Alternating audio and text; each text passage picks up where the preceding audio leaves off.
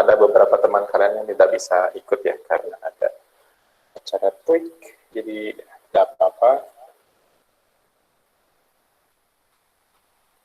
Oke, sudah 5 grupnya belum ya?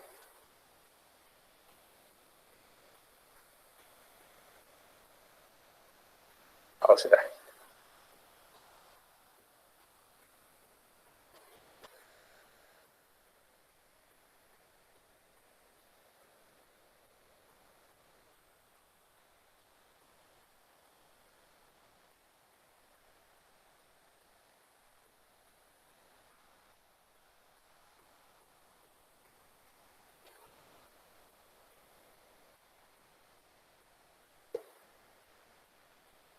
Oke, saya buka PowerPoint dulu ya. Saya akan share screen.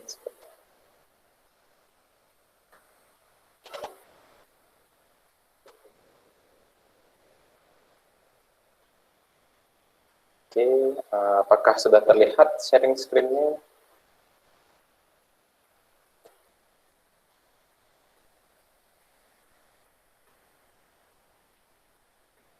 Sudah ya.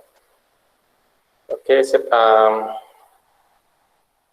Sesuai dengan informasi kemarin, ini akan jadi pertemuan kita yang ke-15, di mana minggu depan berarti adalah UAS-nya ya. UAS kita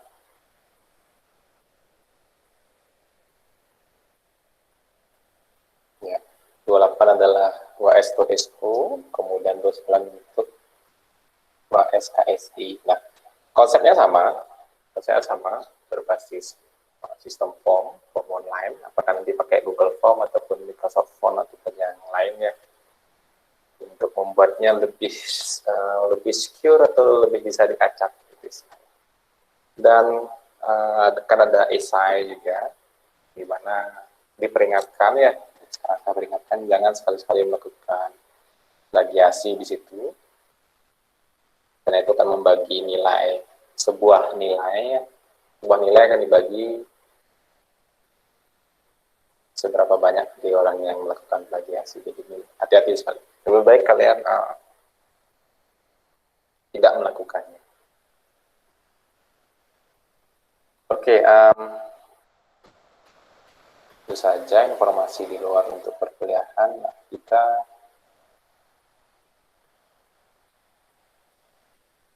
akan masuk ke materi. Nah, kita akan masuk ke materi terakhir ya di kontrak kuliah kita, yaitu di pengamanan di deskripsi kuliah kita.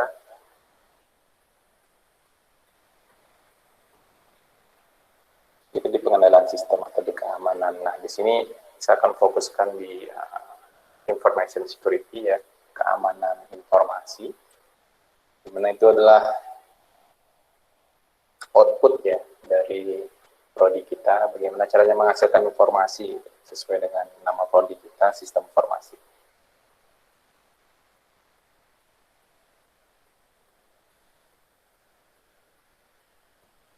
Biasa kalau ada pertanyaan sebelum mulai silahkan ditanyakan, tidak apa-apa.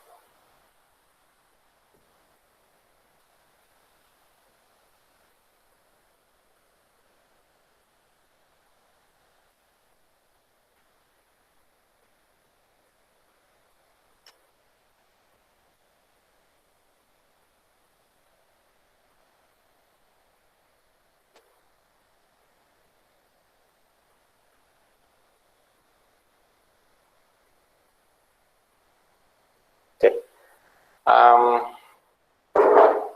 Materi kita ini akan membahas dasar mengenai masalah security dalam sebuah informasi, di mana nanti kalian akan dapat lebih dalamnya gitu ya, dan lebih komprehensif di mata kuliah keamanan sistem informasi, dan nanti bisa menjadi istilahnya saya lupa aja dia. Di semester atas ada istilahnya fokus gitu. Ada fokus bidang keilmuan yang mengarah ke masalah security. Apa istilah? Saya lupa, tiba-tiba lupa istilah itu. Jadi nanti di sini kita akan bahas dasarnya saja di KSI, kemudian mulai mengupas lebih dalam lagi, dan nanti akan ada beberapa mata kuliah di semester atas. Itu kalian bisa pilih ya, jika seandainya kalian tidak memilih untuk magang ataupun tidak ke mata kuliah di luar prodi gitu. Jadi kan nanti di semester atas kalian bebas tuh.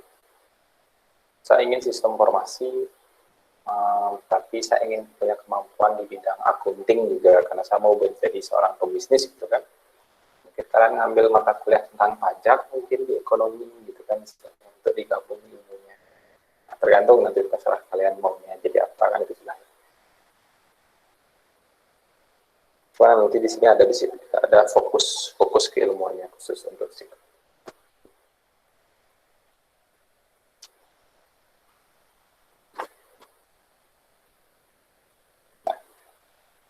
Apa itu information security istilahnya?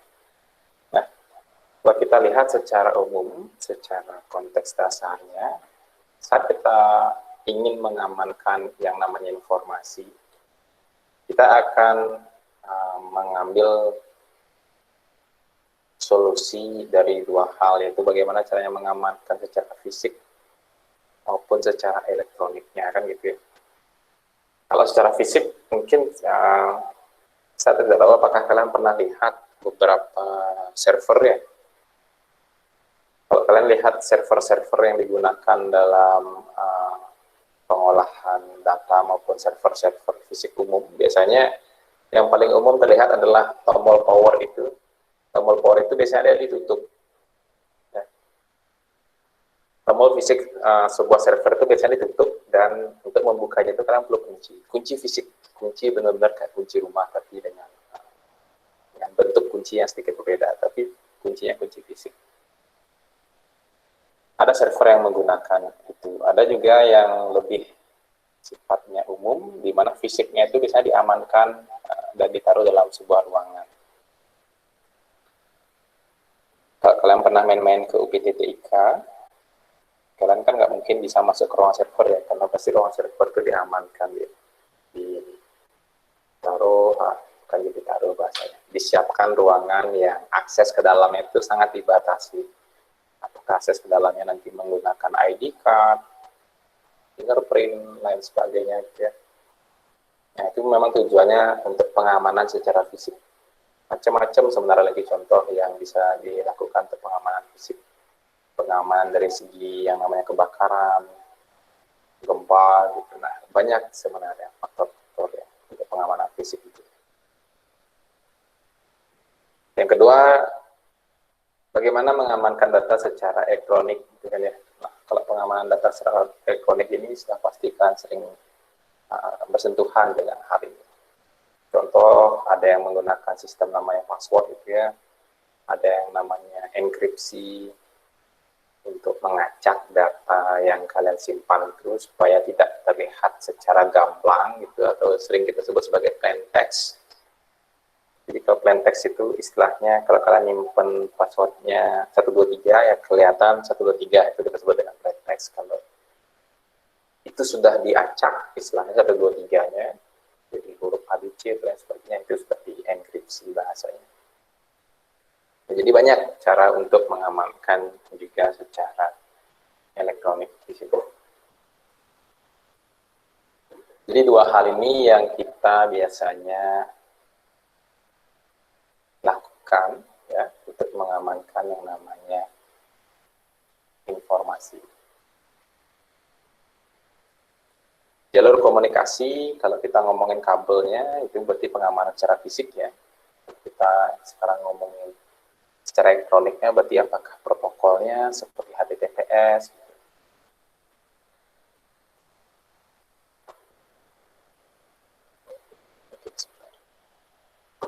Jadi dua hal itu yang kita gunakan untuk information security, dan itulah tujuan utama dari yang namanya information security. Nanti seiring dengan semakin kalian fokus mempelajari yang namanya information security, akan ada banyak sekali cabang ilmunya. nanti kalian mengenal ada yang namanya forensik, yang namanya cyber security, wah macam-macam sorry. Jadi kalau kalian nanti istilahnya menyebut, ya saya nggak tahu sih, kalau kalian nanti menyebut diri kalian sarjana komputer, sebenarnya itu masih terlalu luas ya, karena dalam bidang komputer sendiri itu banyak sekali disiplin-disiplin ilmu yang istilahnya cukup luas gitu. Kalau ngomongin ininya, kalau ngomongin sistem komputernya sendiri akan ada 3 ya, software, hardware, software, firmware. Kalian yang mananya gitu? Kalau hardware lagi ada hardware engineering, macam-macam bisa.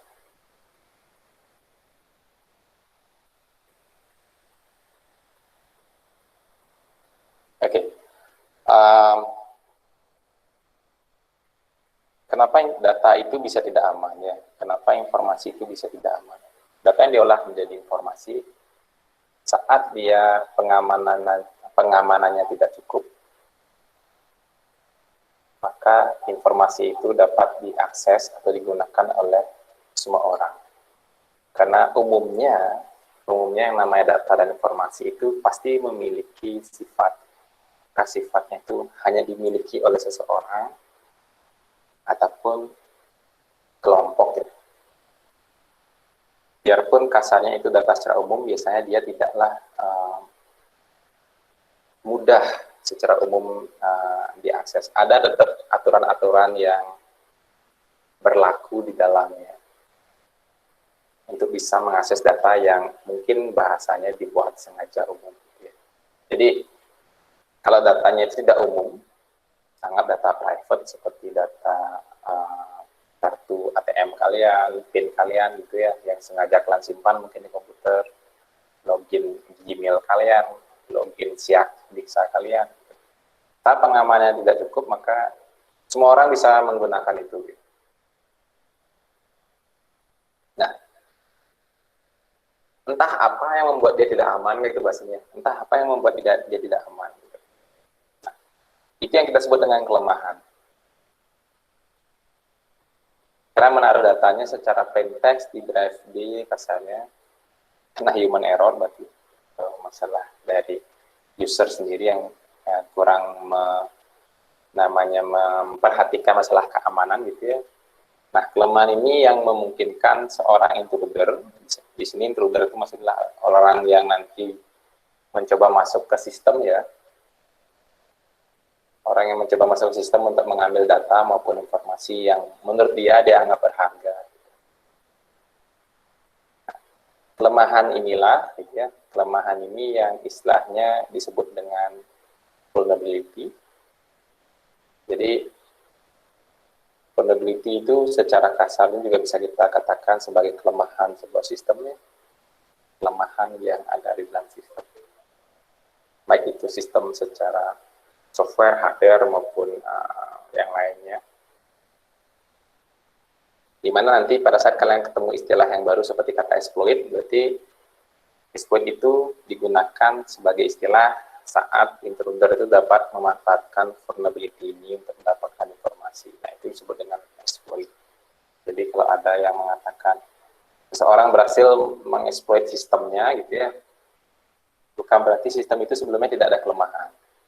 Ada kelemahan, tapi mungkin saja belum diketahui bagaimana caranya memanfaatkan kelemahan itu. Nah, saat berhasil dimanfaatkan kelemahan itu untuk mendapatkan data, nah itu kita sebut dengan exploit. Seperti tadi ya, ada kelemahan di mana kalian itu menaruh password kalian dengan sengaja gitu, menaruh password di drive D tanpa mengenkripsinya, benar-benar kalian timpa di notepad gitu ya. Kita tahu itu kelemahan gitu. Tapi bagaimana caranya kita mendapatkan data itu kan gitu sekarang. Apakah kalian menggunakan Socieng, social engineering maksudnya? Apakah kalian menggunakan social engineering, pura-pura minjem komputernya, terus mengcopy filenya gitu ya? Nah, itu mengeksploit. mengeksploit kelemahan yang dia gunakan untuk mengambil data. Karena hampir segala hal yang kita rancang itu, biarpun kita anggap itu sudah paling bagus, pasti dia memiliki kelemahan. Karena tidak ada sistem yang 100% aman.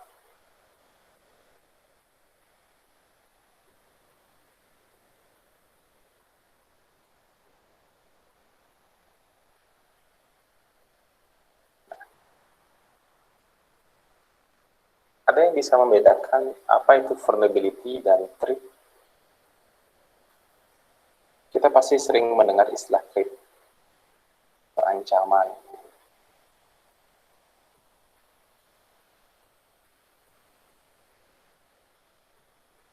Apakah sama?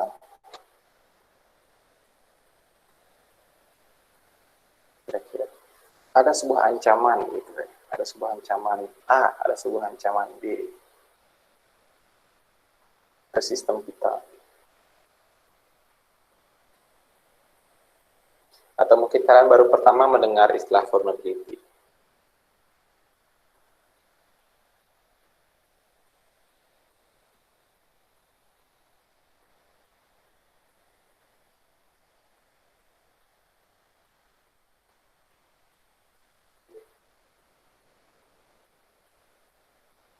Vulnerability ya. Nah. Oke, jadi kalau kalian mau belajar lebih dalam ya, karena istilahnya vulnerability itu biasanya dia terdata. Jadi kita ngomongin sebuah sistem saja nih kasarnya. Vulnerability dalam OS Windows gitu ya. Windows itu setiap vulnerability yang ditemukan, baik apakah itu ditemukan oleh pihak Microsoft-nya atau oleh pihak user gitu ya, itu akan terdata biasanya, disimpan pada sebuah database vulnerability. Ada banyak sekali vulnerability untuk setiap sistem itu. Jadi vulnerability itu sifatnya adalah kelemahan, yang kelemahan munculnya itu sifatnya adalah dari dalam sistem itu sendiri. Itu maksudnya vulnerability. Ya mirip-mirip dengan threat sih, mirip-mirip dengan ancaman. Kalau vulnerability itu timbul dari dalam sistemnya sendiri, itu poinnya. Apakah karena kesalahan coding, terus prosedur, lain sebagainya gitu ya.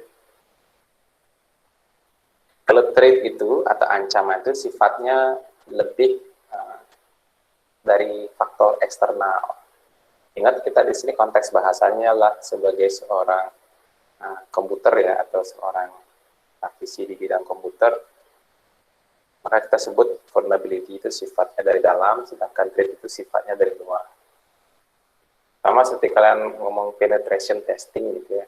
Kalau kita di security, kalau kita di komputer menggunakan istilah itu, berarti kita mencoba melakukan pengetesan keamanan, itu artinya. Tapi kalau di bidang non-komputer itu artinya pun berbeda. Nah, kita di komputer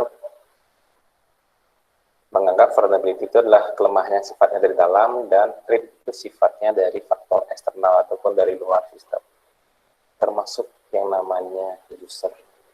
Nah, ini adalah klasifikasi ya, atau pengelompokan dari threat. Jadi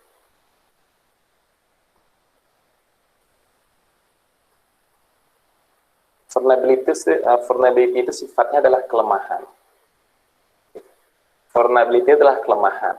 Tapi pada saat intruder dapat memanfaatkan kelemahan itu gitu ya, itu baru berubah dia menjadi sebuah ancaman. Karena kelemahan yang tidak bisa diketahui cara pengeksploitannya, kasarnya kan kita tidak bisa anggap sebagai sebuah ancaman gitu. Tapi secara teknis, kalau kita ngomongin vulnerability, itu bisa dikatakan juga sebagai ancaman, tapi sifatnya karena dari kesalahan dari penyusunan atau pembuatan program itu. Cuma hati-hati menggunakan kata itu. Pada saat ancaman itu sifatnya dari dalam sistem itu, kita sebut dia vulnerability gitu. Di komputer ya, jangan menggunakan istilah yang sama, karena nanti yang kalau kalian berbicara di para praktisi komputer juga, kalian menggunakan istilah yang sama untuk kedua hal itu, bingung mereka gitu.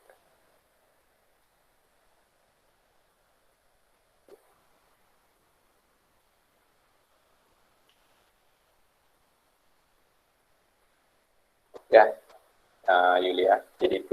Jadi kita kembali ke thread ya. Kita kembali ke thread. Jadi thread itu sifatnya ada dua, karena sifat dari thread itu adalah dari luar sistem itu sendiri. Ya.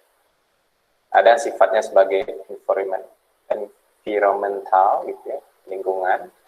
Ancamannya sifatnya dari lingkungan luar. Ada yang sifatnya man-made threat, jadi yang dibuat oleh seseorang. Kalau kita lihat dari environmental threat ya, ini pasti kalian sudah tahu ancaman-ancaman yang sifatnya dari alam ataupun dari lingkungan ya, seperti natural disaster. Ya, tidak apa-apa. Komang dan Kartika. Ya, seperti natural disaster kan kita tidak bisa menginikan, tidak bisa kasarnya mengontrol ya, adanya gempa, ada itu, terus kita nggak bisa. Itu ancaman. Ancaman yang tidak bisa kita kendalikan gitu. Kalau vulnerability kan sebuah ancaman yang kasarnya ada gitu ya, karena kesalahan dari kita ataupun dari developernya, ataupun apakah prosedurnya ataupun teknis penyusunan sistem itu. Ada juga ancaman sifatnya dari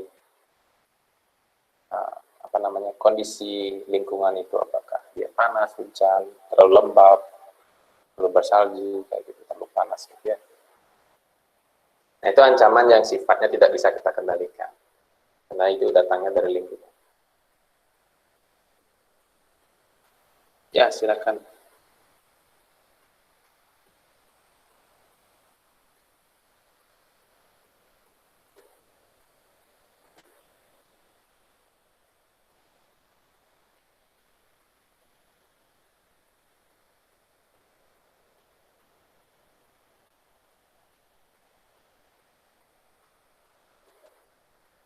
Itu.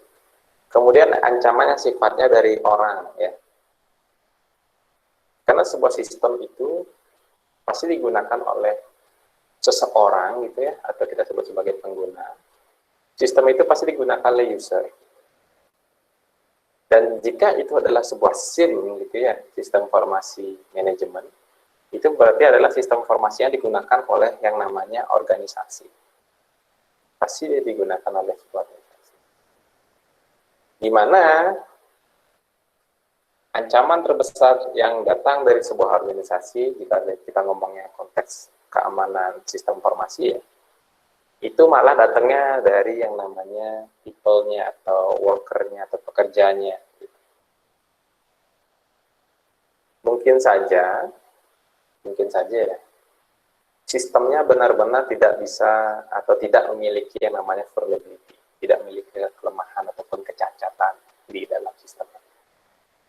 Tapi malah si usernya yang akhirnya menciptakan kelemahan terhadap sistem itu. Nah, kalau kita ngomongin sebagai dua kategori vulnerability dan threat, kan jelas dia akan termasuk kategori threat gitu ya, yang tidak bisa kita kontrol.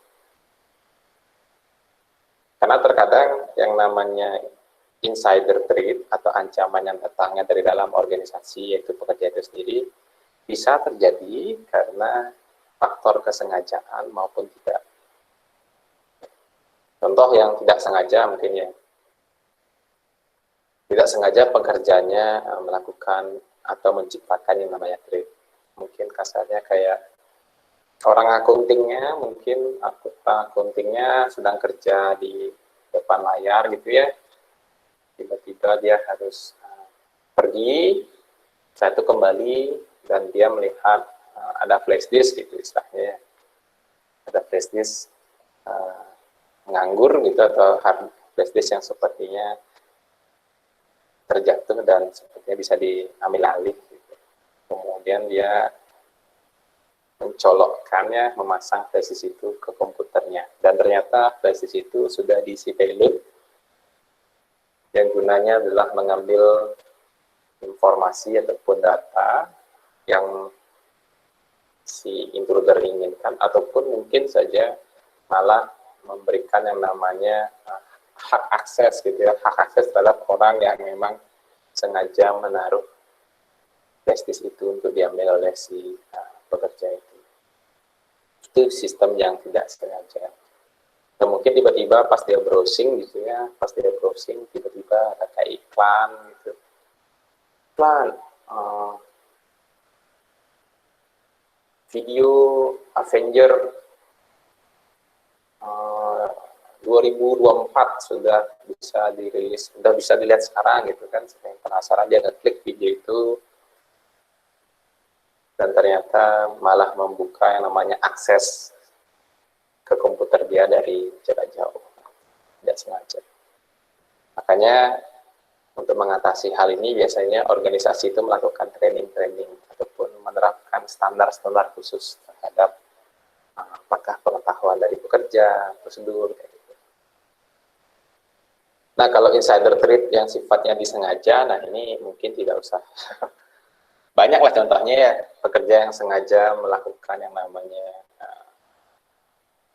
menciptakan threat, gitu, menciptakan ancaman ke organisasi atau ke sistem. Sengaja dia memotong kabelnya, gitu, sengaja dia namanya disuruh ngupload file Excel, file ini download, di-upload sehingga sistemnya malah error gitu ya. Dengan tujuan biar dia mungkin kerjanya biar santai gitu ya, sengaja dia. Nah, banyaklah contoh-contoh gitu. Dan itu memang terjadi, di dunia nyata itu terjadi. Nah, kemudian ancaman yang datang untuk organisasi di sini yang sifatnya dari orang, ada yang sifatnya dari eksternal ya, yang dimana kita sebut sebagai hacker biasanya. Jadi dari sini kita bisa lihat ancaman dari luar organisasi itu ya, ancaman seseorang gitu ya, ataupun intruder yang datang dari luar organisasi kita sebut sebagai hacker. Di mana di sini sudah memperjelas konotasi dari seorang hacker itu pada dasarnya adalah tidak baik ya. Karena dia menghack gitu. Dia dengan sengaja gitu, dengan sengaja masuk ke organisasi yang bukan miliknya, atau karena dia bukan bagian dari organisasi gitu, dia sengaja ke situ, makanya dikonotasikan tidak baik. Kayak ada orang dengan sengaja masuk ke pekarangan rumah kalian gitu, padahal dia bukan bagian dari pekarangan itu. Jadi hacker itu secara teknis konotasinya sebenarnya tidak baik.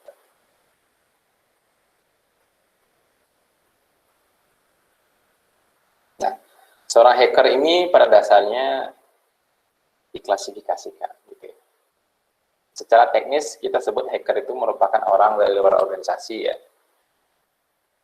di mana dia memiliki maksud yang tidak baik untuk mengambil informasi dari sistem yang ada di dalam organisasi target. Jadi itu secara kasar adalah pengertian seorang hacker. Nah, di sini kita bisa mengkategorikan atau kita bisa mengelompokkan hacker itu menjadi 3 kelompok ya, di mana kita bisa melihat atau mengelompokkan mereka itu berdasarkan motivasinya. Motivasi dia melakukan hacker itu kenapa gitu ya. Ada yang berdasarkan yang namanya politik. Jadi ada hacker yang main politik, tidak hanya wakil rakyat ya. Nah, hacker yang dikategorikan sebagai kategori politik ini biasanya dia mengambil alih sistemnya, kemudian dia menciptakan yang namanya statement yang kontroversial. Nah, biasanya hacker ini disebut sebagai aktivis ya, seperti aktivis orang sosial tapi ada hacknya gitu. Seperti contohnya kayak cyber teroris. Jadi dia dengan sengaja mungkin mengambil informasi, kemudian mungkin membeberkannya ke publik ya, dan sengaja membuat seperti kayak kegaduhan di bidang-bidang politik. Mungkin dengan sengaja dia mengambil foto seseorang gitu ya, foto perselingkuhan mungkin diambil yang merupakan saingan dari seorang politikus yang lain gitu ya, ataupun negara lain, di-share. Indonesia tetap bikin senjata nuklir gitu kan, atau bikin robot Gundam, di copy fotonya kemudian disebarkan. Oh, Indonesia ini ternyata dia ingin menyerang negara Amerika ya, atau ingin menyerang negara, atau ingin mensabotase seluruh film Korea yang ada di dunia ini. Nah, jadi hacker itu ada seperti itu. Tujuannya ya tujuan politik. Kemudian yang kedua, yang paling umum, hacker yang motivasinya adalah ekonomi. Hacker yang seperti ini, hacker yang seperti ini biasanya dia mengambil data intelektual ataupun informasi untuk dijual. Hacker ini biasanya disebut dengan cyber espionage, jadi mata-mata cyber gitu ya. Dan biasanya karena proses dari pengambilan data ini yang sifatnya tidak bisa seojok-ojok langsung gitu ya, banyak hacker cyber espionage ini memanfaatkan yang namanya ransomware dalam proses pengambilan ataupun melakukan proses hackernya. Mungkin kalian lihat, mungkin kalian pernah dengar spyware yang namanya WannaCry, ya.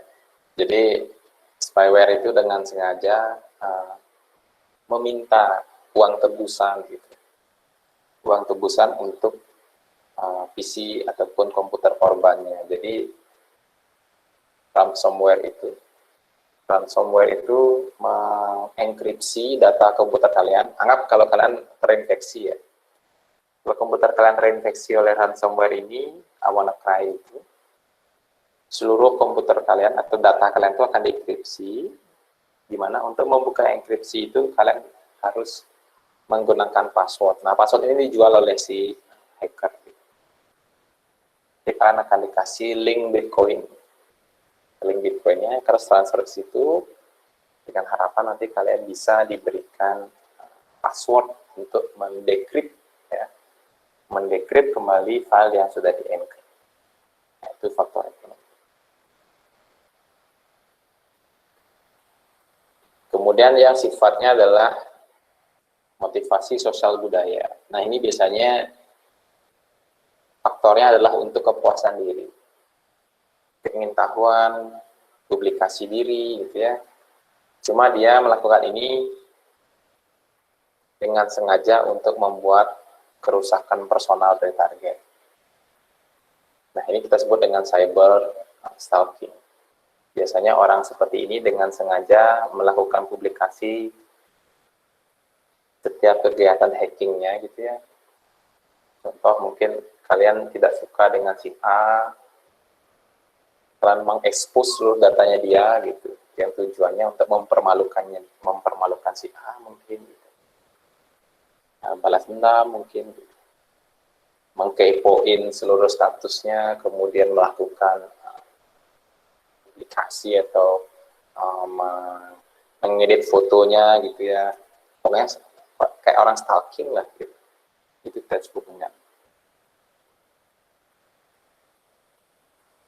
hacker cyber stalking. Nah, kira-kira kalian yang mana yang hacker? Jadi itu, ini adalah 3 kategori utama dari seorang hacker. Itu biarpun seiring dengan perjalanan waktu sekarang ya, kita sudah mulai melihat hacker-hacker yang ke arah yang lebih baik. Itu Rama Pradita, saya pernah melihat permasalahan ini Pak. Apa masalahnya Rama? Mungkin bisa diceritakan sedikit.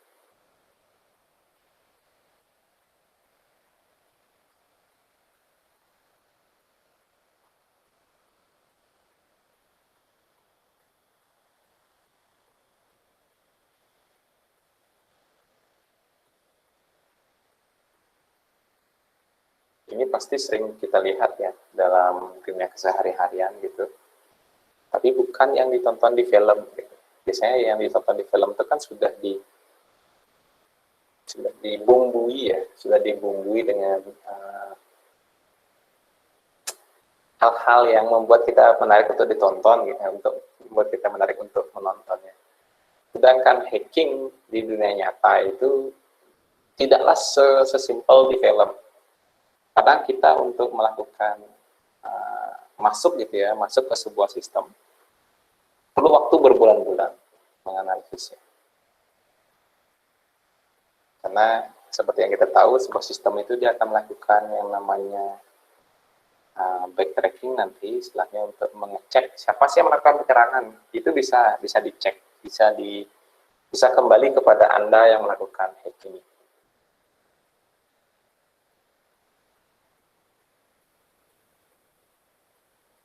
Makanya seorang hacker itu dia akan menyusun strategi yang tepat gitu ya untuk melakukan yang namanya hacking atau mengeksploit sistem itu.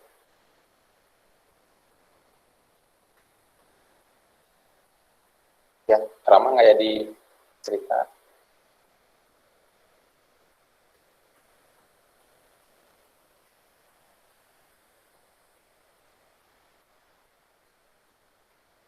Oh, oke. Ya, kena ransomware berarti ya Rama ya. Ya, jadi ya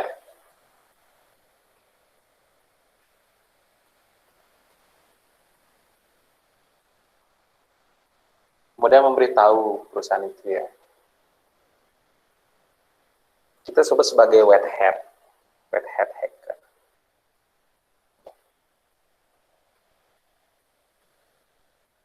Kita kategorikan dia sebagai wet hat, ada di slide selanjutnya ya.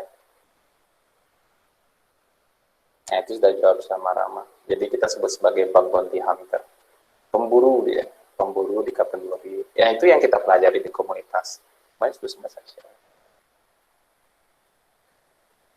Ya. Selain konotasi dari negatif dari seorang hacker ya, seiring dengan perkembangannya, kita lanjut dulu sebentar sebelum menjawab pertanyaan dari teman kalian Nyaman Pranata itu.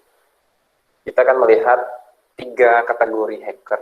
Ada 4 kategori hacker pada dasarnya. Seiring dengan perkembangan zamannya, kita mulai mengenal 4 kategori hacker ini. Ya, kita sebut ada yang namanya white hat hacker. Jadi hacker yang pakai topi putih gitu ya. Kenapa putih identik dengan hal yang baik? Nah, itu saya nggak tahu. Mungkin ada masalah. Di mana white hat hacker ini biasanya dia memanfaatkan vulnerability untuk melakukan exploit ke dalam sistem ya, namun dengan persetujuan dari target. Di mana dia tidak memiliki tujuan yang berbahaya di dalam melakukannya. Itu kita sebut sebagai white hat di sini. Contoh di dalamnya kayak bug bounty hunter. Gitu ya. Kalian pada dasarnya melakukan scanning, melakukan kegiatan-kegiatan di luar dari sistem itu pada dasarnya tidak boleh. Ya. Minimal kalian harus minta izin. Kalau di India itu minimal kalian 10 tahun di penjara kalau kalian melakukan yang namanya pen tester ya, apalagi membahayakan datanya mereka gitu. Itu penjaranya minimal 10 tahun. Karena kita di Indonesia sudah ada yang namanya UU ITE, nah itu lebih, saya lupa cek. Berapa lama kalian akan dipenjara untuk kegiatan yang melanggar prosedur sistem. Nah itu kasus jika kalian mau jadi yang sisi hitamnya gitu ya, black hat hacker gitu. Ini kebalikan dari white hat karena dia memiliki motivasi gitu ya, motivasi yang berbahaya. Nah, untuk membedakan ini gitu ya, kita sering sebut hacker yang jahat ini atau hacker yang berbahaya ini kita sebut sebagai cracker dia. Jadi cracker lah sebenarnya sekarang di bahasa sekarang itu yang sifatnya berbahaya. Karena cracker itu kan ada kaca, maksudnya itu ada kaca, kalian ketok kacanya kan pecah gitu ya. Yang tukang getok kaca itu istilahnya kita sebut sebagai cracker. Retak gitu. pemecah ataupun perusak sistem gitu, kita sebut sebagai cracker. Kenapa kita katakan dia perusak ya? Karena kita nggak nyuruh dia gitu kan bahasanya. Makanya seiring dengan zaman sekarang gitu, di zaman sekarang ataupun di zaman kita sekarang ini, hacker itu konotasinya itu tidak selalu buruk. Karena kita sudah mulai mengenal ada hacker yang baik gitu, dengan sengaja melakukan pencarian kelemahan gitu ya, kemudian dia mereport ataupun melaporkan kelemahan yang dia temukan. Contohnya bug bounty. Tapi kalau prakteknya di dunia nyata atau prakteknya di kita, kalian tuh pada dasarnya tidak boleh langsung melakukan scanning ke sistem tanpa biarpun dia menerima yang namanya ataupun menjalankan yang namanya program bug bounty. Jadi ada perusahaan yang memang dengan sengaja dia membuka yang namanya silakan scan sistem saya, silakan cari kelemahan sistem saya, dan kalau nanti kamu bisa menemukannya saya bayar gitu maksudnya. Ada perusahaan yang sengaja seperti itu, contoh kayak Google, Microsoft, itu dia dengan sengaja melakukan itu. Silakan pentest gitu. Tapi di sana ada skupnya, ada aturannya, aturan mainnya itu ada. Ada perusahaan yang mengharuskan kalian itu mendaftarkan IP kalian dulu gitu kan. Facebook Hacking Competition juga, apakah itu lomba? Facebook sendiri punya program bug bounty. Nah, saya tunjukkan saja ya, daripada kita menduga-duga. Nah, jadi di sini contoh platform yang paling umum digunakan ada Bugcrowd sama HackerOne ya. Silahkan kalian nanti mencoba di situ. Kalau mau lebih dalam belajar, join ke komunitas, kita ajarin, saya ajarkan, karena saya akan lebih fokus mengajar kalian di Bugcrowd daripada ngajarin kalian hal-hal hacking yang bisa kalian gunakan. Lebih baik saya mengajari kalian cara nyari uang gitu. Nah di sini, ini contoh platform atau sistem yang menjadi wadah perusahaan-perusahaan yang ingin menjalankan program bug bounty. Biarpun ada yang sifatnya di luar dari Bugcrowd, jadi dia menjalankan programnya sendiri gitu ya. Cuma kalau menggunakan Bugcrowd itu kayak kita belanja di Tokopedia ataupun marketplace. Jadi ada yang orang yang menengahi gitu ya, karena takutnya kita ketemu bugnya nggak dibayar. Nah, itu tujuannya karena kita kan orientasinya uang nih. Gitu. Tapi ada kok platform yang tidak orientasinya uang, itu juga ada. Nah di sini contohnya kayak Gojek gitu ya. Nah di sini ada Gojek nih, kalian pasti tahu Gojek. Gojek dia menjalankan program bug bounty hunter-nya di Bugcrowd. Di sini kalian bisa lihat bayarannya sekitar 2.200 sampai 5.000 US ya, USD di sini hitungannya. Nah, silakan kalkulator USD itu berapa sih?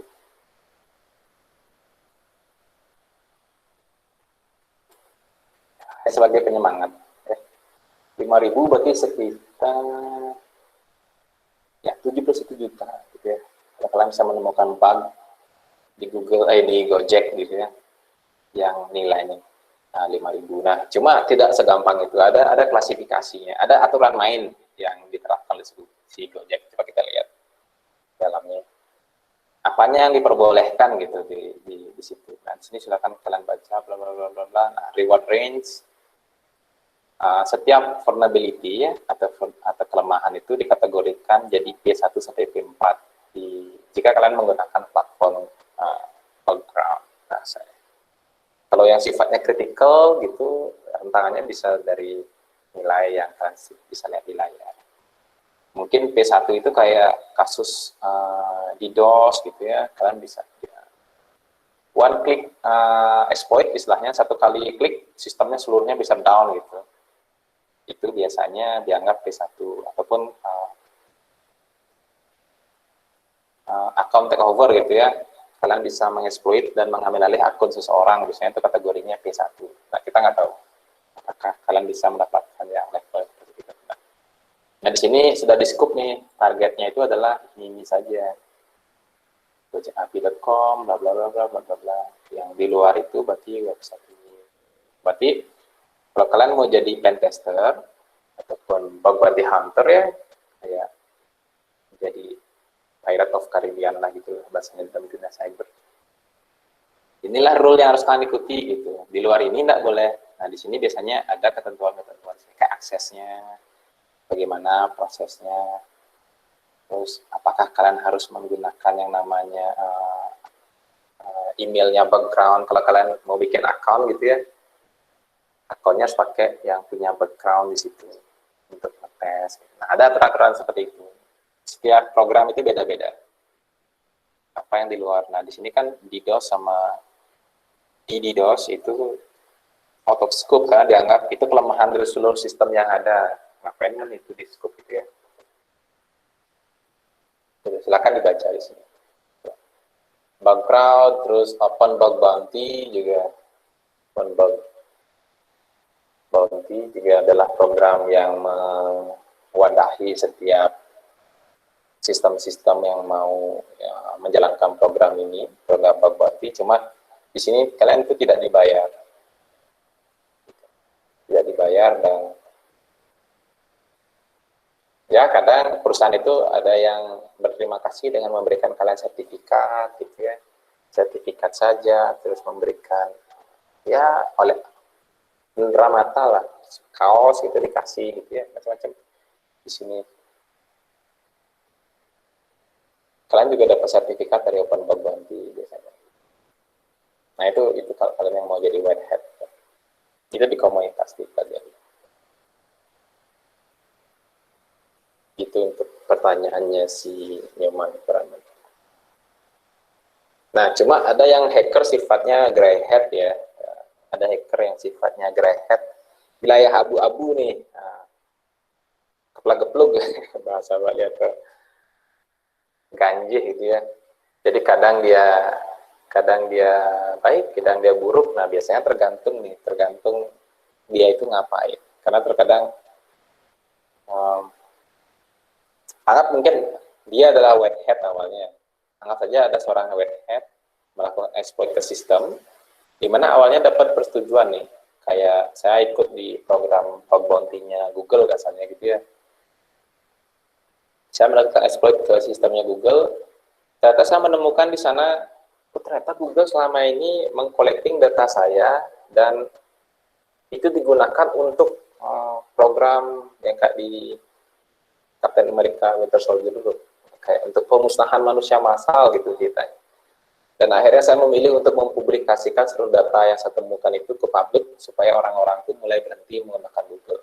Nah, jika seperti itu saya tergolong kategori yang namanya grey hat gitu ya. Gitu. Orang baik yang menjadi buruk ataupun kebalikannya, kita nggak tahu. Nah, itu kita sebut sebagai grey hat. Nah, itu tipe hacker. Nah, ada lagi satu yang istilahnya kita sebut sebagai script kiddies gitu ya. Script kiddies ini cukup unik. Dia kategorinya hacker juga, tapi bagaimana caranya dia mengeksploit sistem itu yang membedakan dia. Kalau seorang hacker gitu ya, dia akan mengeksploit sistem dengan bahasa pemrograman ataupun dengan media-media yang sesuai target gunakan. Tapi kalau kalian menggunakan yang namanya program yang sudah terautomasi, gitu ya, maksud program terotomasi itu adalah program yang istilahnya bekerja sendiri setelah kalian jalankan, gitu. Nah itu kalau kalian menggunakan program-program seperti itu kita kategorikan dia sebagai script kiddies. Jadi contoh apa aplikasi yang kita gunakan sebagai scanning. Anggap mungkin ada aplikasi yang aplikasi untuk nge-jailbreak Android kalian lah atau iOS kalian. Ngerut di Android. Kan ada aplikasi yang sifatnya untuk ngerut HP kalian itu yang Android ataupun menjailbreak yang pakai Apple ataupun iOS itu. Kalian kan cuma disuruh colokkan handphonenya, kemudian jalankan dia ini mode apa, saya itu klik gitu ya, selamat HP kalian sudah root ataupun terjailbreak. Nah, itu salah satu contoh tools automasi. Ataupun kalian menggunakan aplikasi untuk menjeniukan Windows kalian ya, kayak KMS Pico, KMS lain sebagainya gitu, untuk membuat membajak Microsoft Office maupun Windows 10 kalian. Nah, itu tools yang terotomasi kita sebut. Nah, kalau kalian menggunakan itu kategorinya adalah script kiddies, bukan hacker kita sebut. Kalau hacker itu dia akan mulai dari source code. Apakah mulai dari source code? Dari source code dia melakukan pengecekan gitu ya, penelitian testing. Tidak menggunakan tools-tools yang jadi itu. Biasanya tools yang terotomasi ini atau program terotomasi ini memang dibuat oleh si hacker gitu, untuk mempermudah dia biasanya. Jadi kalian dapat sekarang gambaran gapsnya ya, gambaran rentangan yang bisa digunakan untuk membedakan apa itu hacker, apa itu skeptis. Nah, cuma case-case yang biasanya kita temukan ya, mungkin di sini ada yang bahas masalah effective propagation. Case-case yang ditemukan pada saat melakukan kita penetration testing ataupun bug bounty, ikut program bug bounty itu, biasanya kalian akan menemukan banyak sekali pesan-pesan ataupun perintah-perintah yang istilahnya terenkripsi. Gitu. Makanya banyak sekarang lomba-lomba CTF ya, capture the flag. Itu kan gunanya ataupun pada dasarnya dengan sengaja membuat kerentanan sistem gitu ya, kerentanan sistem, kemudian kita mencoba melakukan testing ke situ. Nah, itu sebenarnya sengaja dirancang untuk itu. Kayak banyak sekarang ada hacking competition dan sebagainya. Dan nah ini pandangan saja. Memang mungkin ada yang berpandangan bahwa bug bounty program itu adalah program kapitalis pada dasarnya. Karena kelemahan sebuah sistem A itu mungkin saja ada di sistem B. Ya. Kita memberikan gratis solusi terhadap kelemahan A, gitu, di mana nanti dia digunakan oleh sistem B, di mana sistem B itu tidak mau. Nah, kadang ada yang seperti itu. Cuma kan kita tidak bisa terlalu berguna ke situ, berspekulasi.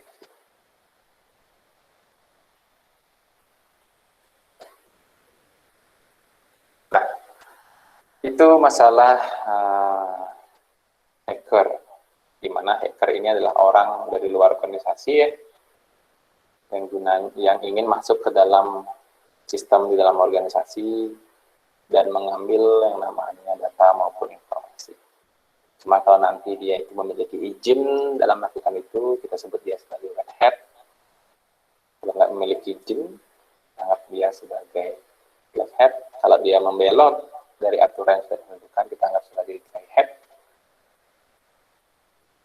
Dan jika orang itu menggunakan tools yang sifatnya terotomasi untuk melakukan itu, kita sebut sebagai script kiddies. Maupun dia, biarpun nanti script kiddies ini baik ya, maupun buruk ya, kita tetap sebut ya sebagai script kiddies. Karena tidak ada script kiddies yang white hat, black hat, itu tidak ada. Belum ada istilah seperti itu. Mungkin di generasi kalian mau bikin script itu silakan. Bagaimana caranya kalian mengklasifikasikan dan diterima. Makanya script kiddies ini bisa disebut sebagai hacker pemula atau hacker baby, istilahnya disebut. Karena sistem itu tidaklah selalu sama cara mengeksploitasi. Kadang perlu penyesuaian-penyesuaian. Oke, kita beranjak sekarang dari hacker ke yang kemarin seperti kita sudah singgung ya di mata kuliah, sistem operasi, yaitu elemen dari keamanan informasi. Nah, di sistem operasi juga kalian menemukan istilah ini ya, CIA triad. Mari kita sudah coba breakdown. Nah, di elemen keamanan informasi sendiri, CIA triad ini digunakan juga ya. Jadi ini adalah konteks ataupun konsep dasar yang menjadi acuan bagaimana caranya ataupun bagaimana caranya kita mengatakan sistem itu aman.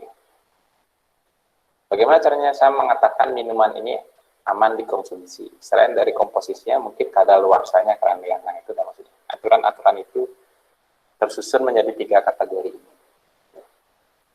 Confidentiality, integrity, availability. 3 hal. Confidential berarti orang yang benar-benar memiliki akses itu yang mengakses datanya atau asetnya gitu ya, atau informasinya. Integrity itu memastikan bahwa proses gitu ya, proses dia membacanya, menulis data itu dari orang yang terautorasi tentunya atau orang yang memiliki izin itu tidak gitu ya, tidak ditemper ataupun tidak disisupi gitu, ataupun tidak dibajak oleh orang yang tidak memiliki hak ke situ, ataupun dia tidak boleh berubah gitu ya, dia tidak boleh berubah-ubah. Kemudian ada yang namanya availability ya, di mana itu artinya informasi itu harus bisa diakses oleh orang yang memang memiliki izin ke situ kapanpun. Availability berarti ketersediaan, dia harus selalu ada. Confidential berarti kerahasiaannya, jadi hanya orang yang memang memiliki hak ke situ yang bisa mengakses itu. Integrity berarti tidak boleh ada yang namanya penyadapan, perubahan gitu ya terhadap data tersebut tanpa ataupun tidak dilakukan oleh orang yang memiliki hak terhadap data tersebut. 3 konsep ini. 3 konsep ini seperti biasa dikembangkan untuk sistem yang sifatnya lebih aplikatif. Karena ini masih sifatnya abstrak atau umum. Nah, bagaimana dia menerapkan itu sekarang? Bagaimana organisasi menerapkan ini? Nah, karena kita belajar konsep sistem informasi. Nah, di dalam organisasi, gitu ya, di dalam organisasi, dalam proses mengamankan sistem informasi itu dilakukan organisasi itu melakukan yang namanya security audit. Jadi organisasi dia menjalankan atau mengeksekut yang namanya security audit, di mana hasil dari security audit ini mereka itu mendapatkan yang namanya risk ataupun risiko, gitu ya. Di mana risiko ini terbagi. Risiko ini ada yang sifatnya inherent dan residual, gitu ya. Kalau inherent berarti risiko yang terjadi karena tidak adanya pengendalian internal, gitu ya. Contoh, dengan sengaja mungkin dia tidak menjalankan atau memasang CCTV organisasi itu, tidak memiliki akses kontrol terhadap pintu-pintunya, jadi orang-orang ya, keluar masuk ke pintu itu bisa, biarpun itu orang bukan dari dalam organisasi, gitu ya. Itu istilahnya inherent risk. Ada juga yang namanya residual risk ya. Risiko ini bisa terjadi biarpun dia sudah melakukan pengendalian sistem, seperti misalnya kalian sudah menerapkan CCTV, kalian sudah menginstal CCTV, tapi nggak ada orang yang mengawasi itu, gitu kan. Sudah pakai CCTV, tapi nggak ada orang yang mengawasi CCTV-nya. Itu risiko lagi muncul malah. Sisa risiko, gitu ya. Sudah dikasih solusi, tapi masih ada risikonya. Kalian sudah menjalankan akses kontrol, jadi setiap pintu untuk kalian masuk pakai ID mungkin ya, pakai name tag yang ditempelin, baru pintunya kebuka. Tapi siapa nanti yang akan mengontrol hal itu? Artinya, siapa yang menjamin orang itu tidak minjemin ke orang lain? Siapa yang mengaudit nanti itu? Siapa yang memastikan sistem ini selalu berjalan sesuai dengan rancangannya? Kalau tidak ada yang mengatur itu, atau tidak ada yang bekerja di sisi itu, maka kita sebut itu sebagai residual risk.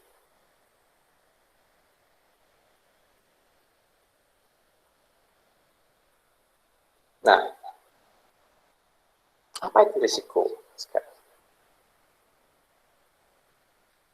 Apa bedanya risiko dengan threat, gitu ya? Tadi kita sudah membedakan vulnerability dengan threat.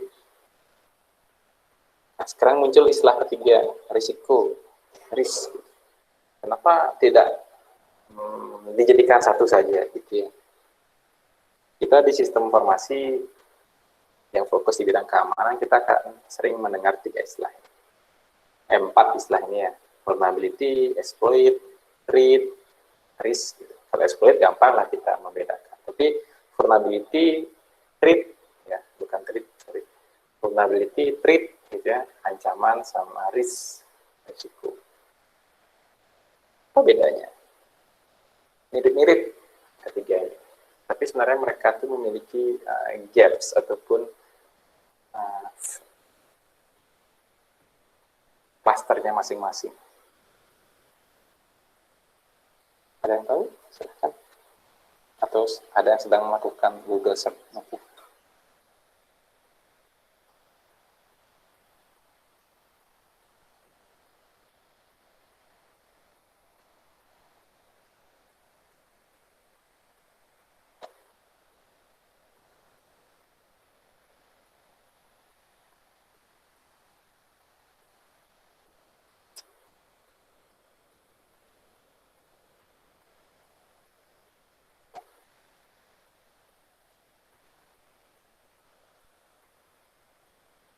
Risiko adalah bahaya, akibat atau konsekuensi yang dapat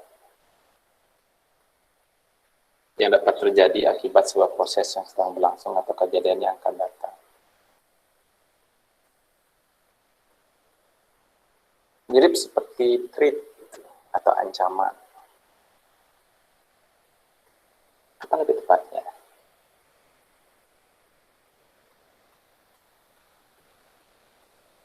Risiko merupakan hasil dari exploit. Hasil dari exploit berarti bukan risiko lagi, berarti sudah bukan risiko kategori itu berarti. Kalau sudah berhasil ya di exploit.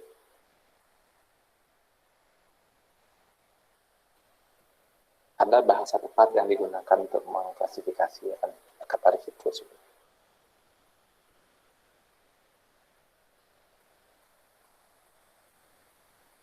Ada yang bukan.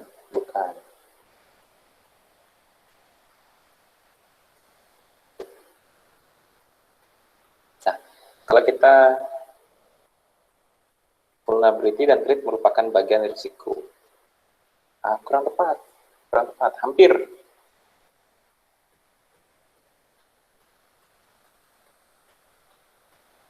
Vulnerability, threat, dan risiko itu sama-sama sifatnya sesuatu yang membahayakan bagi sistem. Tapi kita melihat, ketiga hal itu pada dasarnya punya gaps ataupun punya pemisah. Makanya dia ataupun kita menggunakan tiga istilah. Kalau vulnerability berarti kelemahan dari sistem ya. Threat itu berarti ancaman terhadap sistem itu gitu ya. Yang namanya ancaman terhadap sistem itu kan kita tidak bisa kendalikan gitu. Ya, ingat vulnerability berarti kelemahan dari sistem. Ancaman berarti sifatnya adalah ancaman ke sistem itu, berarti dari luar sistem ya. Sedangkan risiko itu adalah persentase kemungkinan itu terjadi. Kalau kita ngomongin vulnerability, berarti risiko itu adalah membicarakan kemungkinan vulnerability itu bisa tereksploit. Berapa persen sih kemungkinan ini tereksploit dan berapa persen ini menimbulkan kerusakan sistem. Itu kalau kita ngomong risk atau risiko. Ancaman juga, berapa persen kemungkinan terjadi letusan gunung berapi jika kita melakukan ataupun install server di daerah Gunung Agung, dekat-dekat Gunung Agung. Itu maksudnya risiko. Jadi mereka tuh melengkapi. Tiga hal ini sifatnya melengkapi jadi bahasanya. Ya, dapat ini ya. Nah, security audit, gitu ya. Pada saat kita melakukan security audit, kita mungkin akan menemukan yang namanya vulnerability. Ya. Oh, sistem ada sistem siap di kampus nih. Di kampus Undiksa kita melakukan yang namanya security audit. Kita menemukan ancaman. Oh, ternyata dengan mengganti browser gitu ya, orang itu nggak perlu login lagi ke siang. Nah, kita nggak tahu. Itu vulnerability, kelemahan dari coding. Dengan menggunakan browser ABCD, ternyata tidak perlu login lagi untuk menggunakan siang. Orang itu langsung bisa login. Nah, itu vulnerability. Sekarang ancamannya, setelah diaudit Undiksanya, ada risiko ternyata Undiksa itu nanti kena tsunami gitu. Tapi berapa persen, berapa besar kemungkinan itu terjadi kan gitu ya. Nah, itu risiko. Itulah risiko. Jadi risiko ini memberikan persentase kemungkinan. Seberapa besar itu mungkin terjadi. Itu risiko. Gitu. Jadi contoh kayak hasil security audit, di ruangan server ini ternyata ruangan servernya hanya diamankan dengan sebuah pintu dan pintunya tidak ada kuncinya gitu ya. Berarti kemungkinan di sana akan ada orang yang bisa masuk ke situ. Kemungkinan risiko. Gitu. Seberapa besar kemungkinan orang bisa masuk ke situ ke ruangan yang tidak terkunci ya tinggi. Berarti berapa persen mungkin ya kita lihat faktor-faktor. Itu risiko. Dapat ya ininya klasifikasinya tentang perbedaan itu. Nah, security audit ini, security audit ini merupakan pengembangan dari CIA client ini, di mana security audit ini macam-macam, ada banyak jenisnya. Ini contoh security audit, standar dan compliance-nya. Ada yang namanya ISO, ada namanya ATL ya, ada yang namanya COVID. Banyak lagi, ada banyak jenis security audit gitu untuk hal-hal yang sifatnya organisasi ataupun sampai ke level-level teknis gitu. Ada security audit. Kayak security audit untuk format email itu ada. Jadi bagaimana sih best practice-nya ataupun teknis baiknya kalian itu membuat form yang meminta inputan email gitu, itu ada aturannya gitu. Kalau kalian tidak mengikuti aturan itu berarti akan muncul risiko ini bisa diakal-akali gitu ya untuk di bypass berapa persen gitu. Kalau kalian menggunakan standar atau compliance dari sebuah aturan untuk menulis email yang baik kesannya, risikonya mungkin kecil untuk bisa di bypass. Itu ada aturannya ya. Nah, ini contoh-contoh saja. Contoh kayak ada bank mungkin mau menerapkan sistem kartu untuk pembayaran ya. Mungkin bank itu menerapkan security audit yang namanya PCI SSC.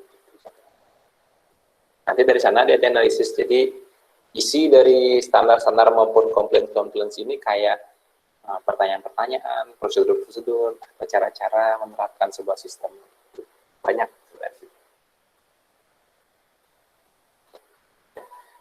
ISO itu kan ada banyak, ada ISO 2001, ada ISO 27001 yang lebih ke masalah standar organisasi itu seperti apa. Ataupun kalau perusahaan itu menerapkan teknologi gitu, ada security auditnya sendiri. Nah, ini lebih banyak atau nanti lebih fokus kita pelajari nanti di mata kuliah konsep di keamanan sistem informasi. Nah, security audit inilah yang bisa memberikan kalian risiko. Melihat, bukan memberikan.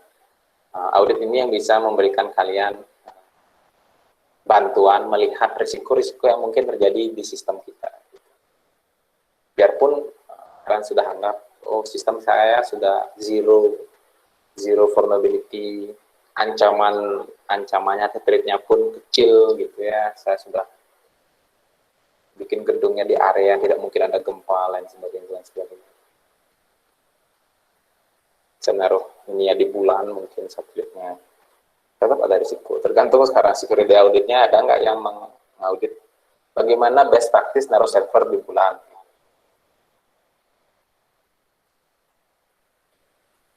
Nah, kita kembali lagi ke masalah hacking ya. Ini kita sudah tidak membahas lagi masalah hacker, tadi kita membahas masalah hackingnya. Berarti seperti bahasa Inggrisnya berarti ini adalah proses yang sedang terjadi, atau bagaimana sih hack itu dilakukan gitu ya. Kalau orangnya kita sebut dengan hacker, kalau proses dia melakukan exploit ya, atau sedang melakukan exploit kita sebut sebagai hacking. Kita belajar hacking gitu, berarti kita belajar mengeksploit sistem. Ya, inilah proses untuk memanfaatkan exploit proses untuk memanfaatkan exploit yang memanfaatkan vulnerability dari sistem. Nah, ada 3 tahapan. Nah, ada 3 tahapan ya dalam prosesnya ini, hacking itu secara umum. Ada 3 tahapan utama dalam proses hacking itu. Ada yang namanya information gathering, ada yang namanya proses gaining access, ada yang namanya anti-forensik. 3 tahapan ini pasti kalian lakukan. Tidak mungkin tidak dalam proses hacking. Kalian tidak melakukan satu saja, gitu ya, tidak bisa kita katakan sebagai hacking. Tapi bisa kita katakan sebagai kecerobohan. Tidak ada kata yang untuk mengklasifikasikan ini. Kita lihat, ya. Information gathering. Dari information gathering ini adalah proses untuk mengumpulkan informasi sebanyak-banyaknya mengenai target. Contoh, mungkin kalian mau melakukan hacking, gitu ya. Anggap kalian mau melakukan hacking ke sistem SIAK Undiksa, karena kalian mungkin tidak puas dengan nilai yang ada di sistem SIAK, gitu ya. Kemudian suatu malam kalian terbangun, saya akan menghacking, gitu ya, dan menghacking sistem SIAK dan merubah nilai saya semuanya jadinya nilainya A++, gitu. Sehingga nanti IPK saya jadinya 5. Gitu.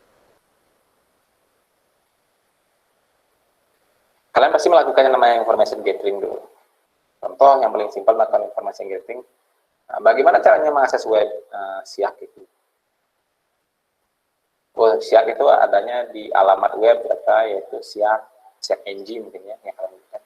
checkng.undiksa.ac.id. Nah, itu contoh kalian melakukan information gathering. Kalian mencari informasi itu. Apa saja? Servernya menggunakan Apache, terus OS-nya Ubuntu, misalkan. Dia menggunakan Laravel gitu ya, ternyata untuk CMS-nya. Terus dia menggunakan MySQL database gitu ya. Dan detail lagi mulai dapatkan. Ternyata dia menggunakan MySQL versi 2 ternyata. Setelah kalian searching, ingat ya, ada database yang menampung segala vulnerability itu. Setelah kalian searching, ternyata MySQL versi 2 itu memiliki remote access kode gitu. Kelemahan yang sangat fatal, memiliki vulnerability yang sangat fatal, yaitu remote access code. Setelah kalian mendapatkan seluruh informasi itu, mungkin baru kalian melakukan tahap kedua, yaitu gaining access. Jadi setelah kalian mendapatkan yang namanya seluruh informasi ataupun melakukan proses informasi gathering, kalian kan seolah-olah mendapatkan kayak blueprint ya. Kalian mendapatkan seolah-olah kayak blueprint seperti apa target itu bekerja gitu ya. Dan kalian mulailah melakukan analisis di situ. Ini saya ngomongin hacker ya, bukan scriptidis ya. Bukan scriptidis ya, one click solution kalau ada yang seperti itu. Kalau hacking itu kalian akan melakukan information gathering, mendapatkan blueprint sistemnya. Ternyata SIAK itu loginnya pakai sebuah emailnya harus email Undiksa. Dia menggunakan email MySQL dan sebagainya. Akhirnya kalian dapat blueprintnya. Nah, dari sana mungkin kalian baru menemukan kelemahan. Ternyata SIAK ini dia setiap saya login membaca browsernya. Kalau itu browser Chrome ataupun Firefox, saya harus pakai password. Tapi kalau saya pakai Google Ads, ternyata enggak. Ya, Microsoft Ads ternyata sangat perlu login gitu. Siapa tahu ya, nggak tahu sih istilahnya. Baru kalian melakukan proses namanya gaining access. Nah, di sini yang ketiga sekarang penting gitu ya. Kenapa hacking itu memerlukan ini ketiganya, dan jika satu saja tidak kalian lakukan itu kita sebut sebagai kebohongan. Ada namanya anti forensik gitu.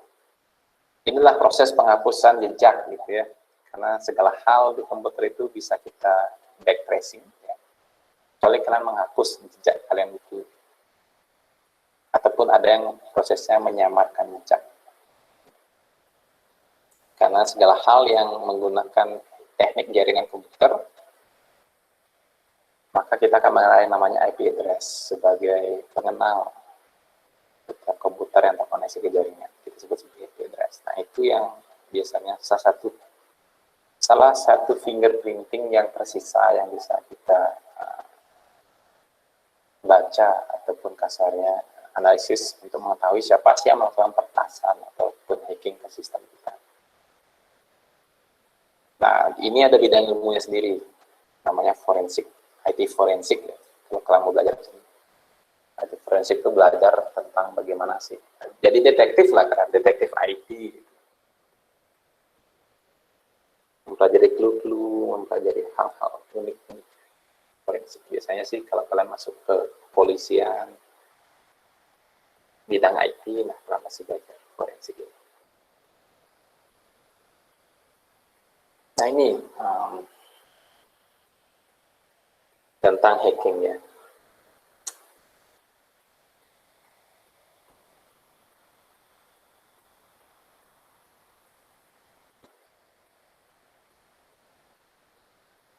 Ini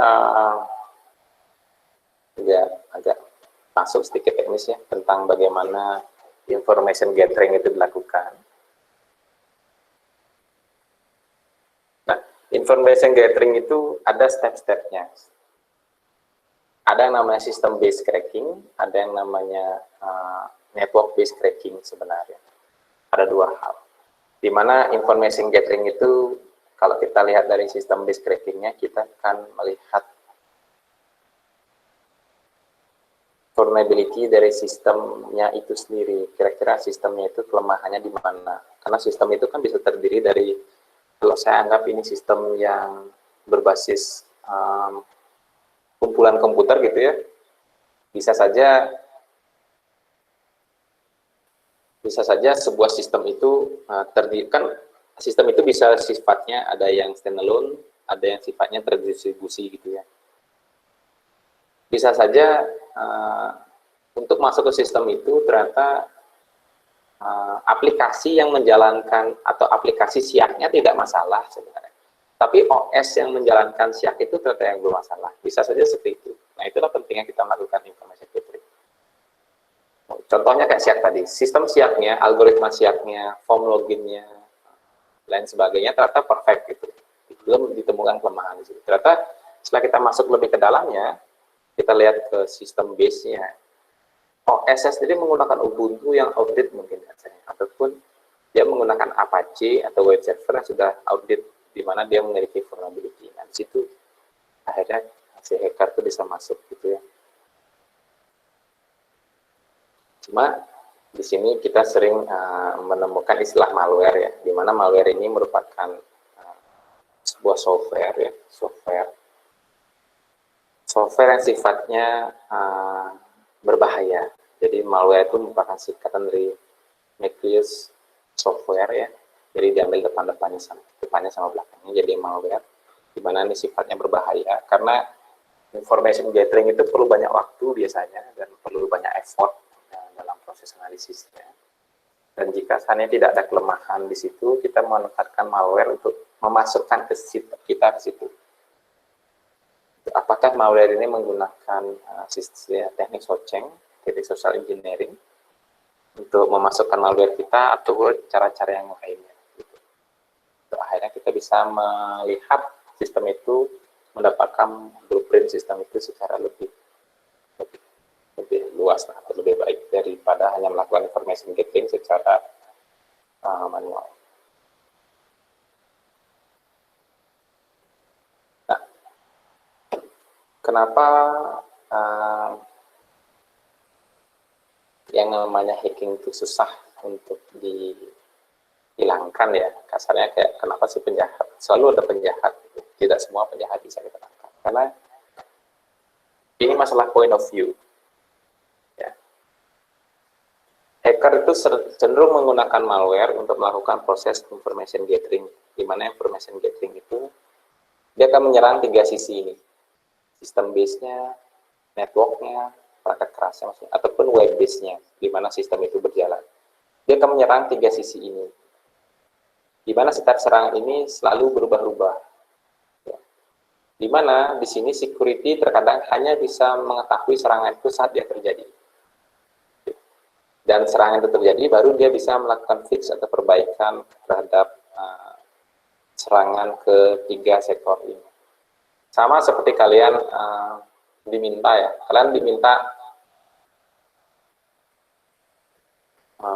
Ambilkan saya sebuah apel gitu ya. Anggap saya seperti itu. Goal dari hacking adalah mengambilkan saya sebuah apel. Mungkin ada orang yang membelinya ke mall, ada mungkin yang mengambilnya ke tetangga, atau mungkin sudah punya di kulkas, ada yang ngambilnya ke kulkas. Nah, seperti itu. Sapam ini kan nggak bisa dia memperkirakan seluruh kemungkinan cara kalian mendapatkan apel itu. Itulah kenapa phishing ataupun kejahatan itu agak susah untuk semuanya di fix ataupun ditambal gitu ya. Ya karena saking beraneka ragamnya ini. Nah, serang-serangan inilah, kelemahan-kelemahan inilah yang kita sebut sebagai vulnerability itu disimpan gitu ya. Ya tujuannya sebagai si security officer ini atau kita sebut sebagai SOC sebenarnya.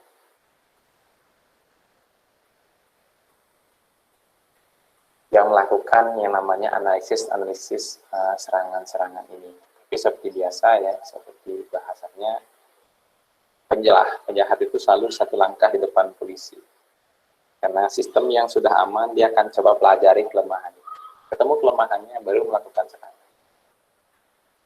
Ya, itulah sudut pandang ya, yang berbeda di sini. Nah, ini mungkin tidak akan saya bahas karena ini materi yang, ini sebenarnya materi dari KSI ya, materi keamanan sistem informasi, pendahuluannya. Oke, sampai di sini mungkin ada pertanyaan mengenai keamanan sistem informasi ataupun pengendalian sistem informasi di sini dalam tanda konteks.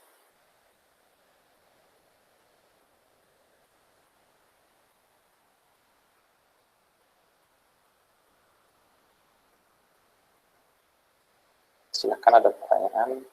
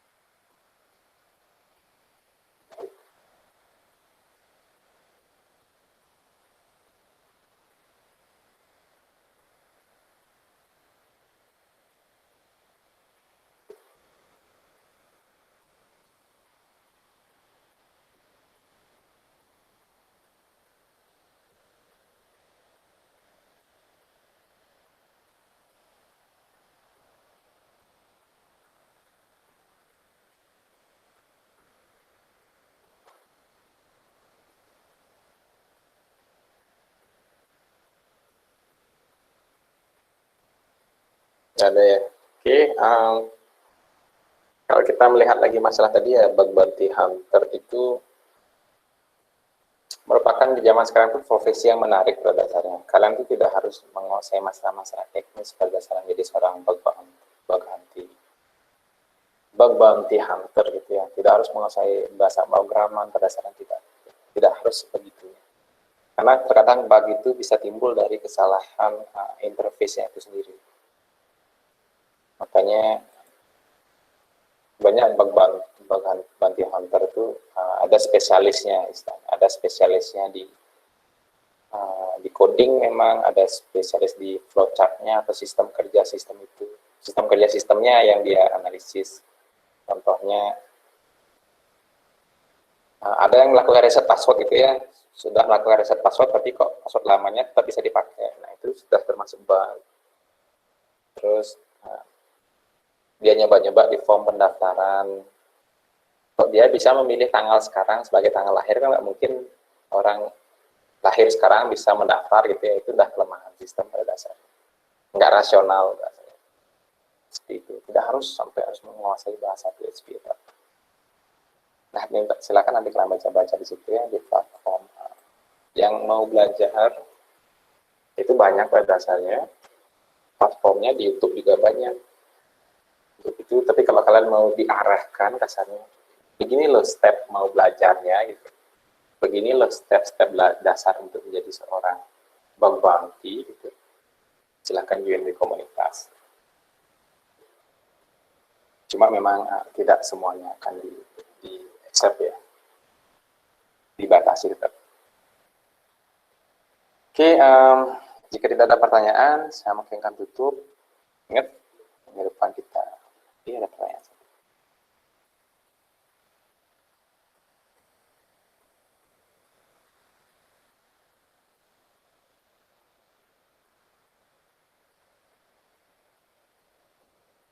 Oke, sistem itu memang tidak ada sistem yang aman ya.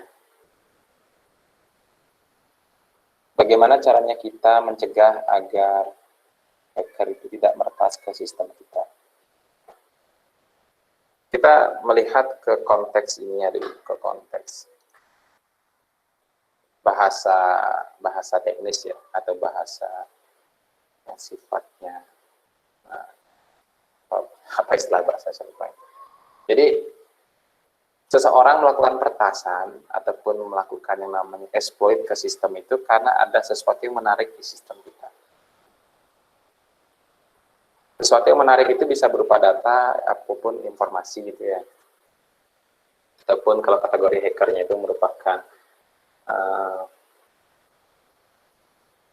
apa istilahnya, orang yang ingin memata-matai kita secara personal, pasti ada sesuatu yang dia interest terhadap hal itu.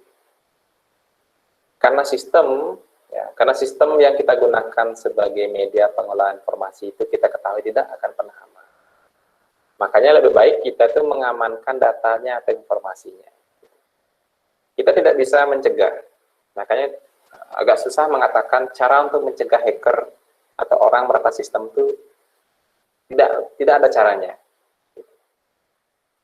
Yang ada hanyalah solusi sementara, tidak ada solusi permanen. Tapi yang bisa kita lakukan adalah kita mengamankan datanya ataupun informasinya. Itu yang bisa kita lakukan. Dengan harapan, ya, dengan harapan hanya sistem itu nanti yang bisa membaca data maupun informasi itu, maupun orang-orang tertentu yang bisa membaca itu.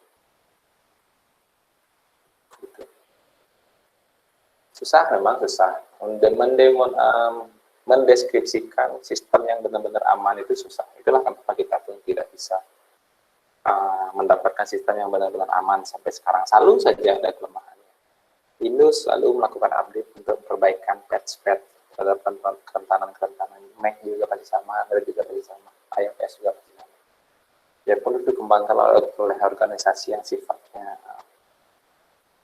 memiliki budget tanpa batas ya untuk menganalisis. Ya memang tidak bisa gitu. Pasti selalu ada kelemahan yang timbul. Makanya lebih bagus kita ada datanya kita amankan. Ya. Balik juga ke situ, kalau kita memang mau tidak diretas ya jangan menaruh sesuatu yang menarik bagi si hacker. Itu bahasanya sekarang. Kalau kita tidak menaruh data yang istilahnya memiliki nilai gitu ya, bagi orang yang biarpun bagi semua orang gitu ya tidak bernilai, ya orang cenderung tidak akan melakukan peretasan, bersiko bagi dia. Gitu.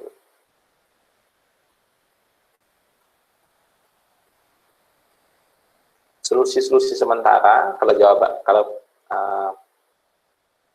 istilahnya biar nggak terlalu hopeless ya, tidak berharapan. Kita bisa menerapkan beberapa solusi sebenarnya, solusi sementara saya sebut ya, walaupun kalian mungkin baca sebagai solusi. Ada yang namanya IDS sama IPS untuk pengamanan proses hacking itu terjadi. IDS itu merupakan sebuah software ataupun perangkat keras ya, yang digunakan sebagai intruder detection system. Dia bisa mendeteksi gitu. Dia bisa mendeteksi adanya serangan-serangan terhadap sistem kita. Contoh kayak di DOS maupun direktori traversal kalau itu adalah sebuah website. Nah, itu biasanya diklasifikasikan berdasarkan pola-pola seseorang mengakses sistem kita. Bisa caranya seperti itu.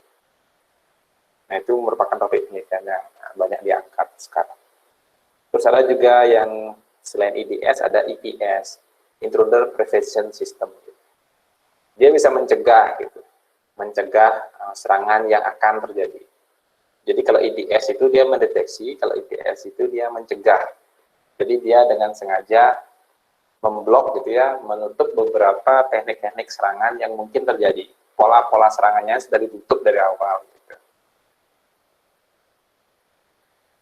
Makanya di sistem-sistem yang sifatnya enterprise atau sistem-sistem yang dijual belikan atau sistem yang istilahnya berbayar itu, kedua hal ini digabung. Dia memprevent serangan itu terjadi, dan dia juga mempelajari serangan-serangan baru yang sudah terjadi, sayangnya, gitu, yang sudah terjadi. Baik itu terjadi di luar sistem kita ataupun sedang terjadi di sistem kita. Tapi kita perlu mengklasifikasikan, karena seperti biasa ya, kita tuh serangan-serangan seperti ini tuh kayak kita mencari buronan. Kalau kita nggak punya fotonya, kalau kita tidak punya ciri khas ataupun ciri umum fisik kah atau lain sebagainya terhadap buronan itu, kita kan nggak tahu. Biarpun dia lalu lalang di depan kita bolak-balik, kalau kita nggak tahu itu buronan, ya itu lewat. Apa yang bisa kita lakukan, ya kita mengupdate daftar buronan ini untuk supaya kita bisa lebih mengetahui. Biarpun saya mungkin super bagus dalam mengingat orang, tapi kalau daftar buronannya atau daftar buronan nggak ada, ya sudah, gitu, orang itu lewat. Nah, sama kayak gitu. Di jaringan network komputer itu juga gitu, semua traffic itu lewat. Kalau kita tidak bisa mengklasifikasikannya, ini yang berbahaya nih buat sistem kita, ya dia lewat. Tapi sistemnya sudah ada untuk melakukan kayak tadi ya, untuk melakukan deteksi, untuk melakukan prevensi itu sudah ada. Tinggal kita melakukan, menciptakan daftar buronan itu. Itu cara atau solusi sementara yang bisa kita lakukan. Itulah kenapa bahasanya sementara ya, karena namanya serangan itu selalu berubah-ubah. Gitu. Serangan dari hacker itu selalu berubah-ubah. Biarpun konteks tujuannya atau exploitnya sama.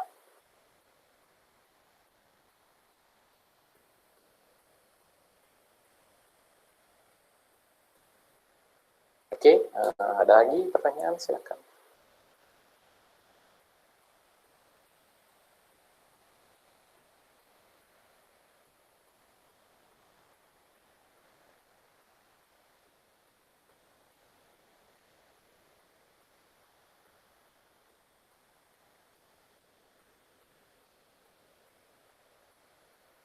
Ya, banyak solusi sementara yang bisa kita lakukan untuk mencegah peretasan ke sistem kita. Selain menerapkan IDS, IPS, kalau laptop kalian kan sudah ada Windows Defender ya. Nah, itu salah satu contoh IPS yang bisa kalian manfaatkan, gitu ya. Solusi-solusi lain yang sementara juga bisa dilakukan dengan cara sering-sering lah atau rajin-rajin lah kalian mengupdate sistem yang kalian gunakan ya. Kalau itu bukan sistem yang kalian bangun sendiri, tapi sering-seringlah mengupdate ya. Kayak mungkin kalian pakai Windows, sering-seringlah update Windowsnya. Kalau kalian pakai Mac, sering-sering update. Yang pakai Android juga, silakan sering-sering update. Silakan pasang yang namanya firewall, gitu ya, untuk memblok. Sering-seringlah main ke pengaturan security-nya. Pahami, pelajari, gitu ya, pahami dan pelajari aplikasi yang kalian gunakan itu seperti apa cara kerjanya. Mungkin di sini ada yang senang main TikTok ya, saya nggak tahu. Kemarin kan sempat dianalisis dan ternyata TikTok itu mengirimkan data-data yang tidak seharusnya dikirim ke server. Gitu. Ada data lain selain video yang kalian rekam itu dikirim, nah itu kan kemarin sempat jadi isu itu. Dan cuma kadang kita tuh tidak bisa melihat yang mana sih informasi berharga dan tidak. Biasanya kita sebagai user kadang tidak bisa melihat itu. Mungkin bagi kalian email kalian itu mungkin kalian anggap bukan sesuatu yang berharga. Tapi bagi yang orang lain itu mungkin itu sesuatu yang berharga sekali. Fotokopi KTP mungkin kalian anggap itu tidak berharga, nomornya gitu ya. Tapi bagi barang lain pasti berharga. Itu kadang-kadang yang membuat juga kita kurang aware atau tidak bisa menjaga keamanan. Dan akhirnya berisiko rentanan ataupun hacking terjadi terhadap sistem kita.